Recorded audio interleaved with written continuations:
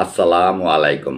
আইন লঙ্ঘন করে অধিকার ইস্যু তহবিল থেকে ২৯ কোটি টাকা খরচ করেছে ন্যাশনাল টি কোম্পানি লিমিটেড।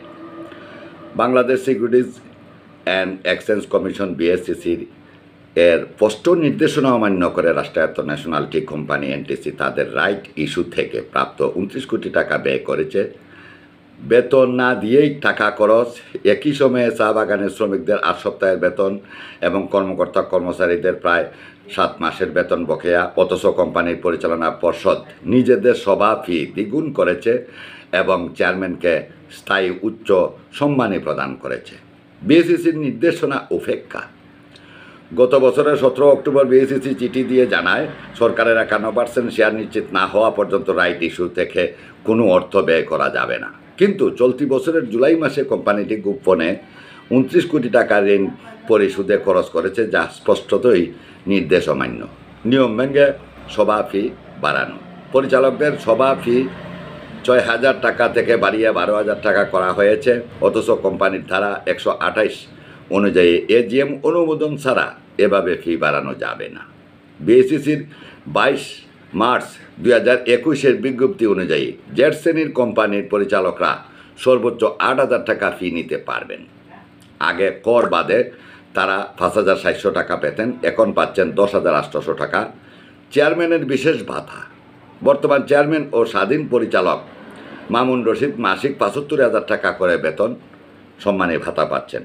কর বাদে তিনি পান ৬৭,৫০০ টাকা। ব্যয় হিসাবে দেখানো হয়েছে বিনোদন, পরিবহন ও আবাসিক টেলিফোন সুবিধা।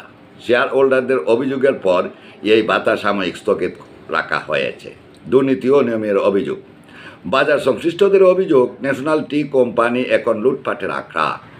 শেয়ার দামের কারসাজি, প্রকৃত কর্মীর বাহিরে চা শ্রমিক সংখ্যা বাড়ানো, বাজার দামের চেয়ে কম দামে সিন্ডিকেটকে চা বিক্রি, ইচ্ছাকৃত ক্ষতি দেখানো, শ্রমিক কর্মচারীদের অবস্থা।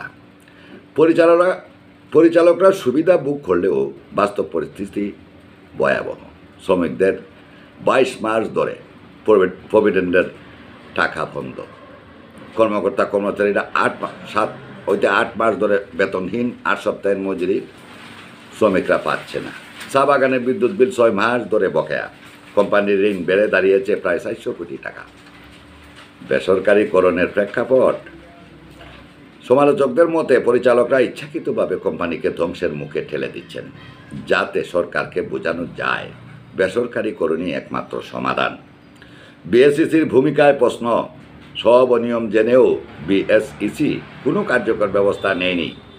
অভিযোগ উঠেছে তারা বরং চেয়ারম্যান ও পরিচালকদেরই সহায়তা করছে। এখন প্রশ্ন উঠেছে,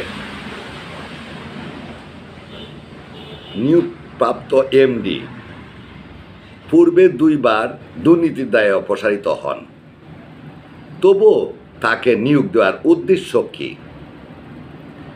তার দেয়া আত্মঘাতী সিদ্ধান্তগুলো এখন এনটিসি বুক করবে কেন? তাদের অন্যায় এবং অপরাধের জন্য ন্যাশনাল টি কোম্পানিকেই দায় নিতে হবে। শুভেচ্ছা নিরন্তর, এস এম হুমায়ুন কবির।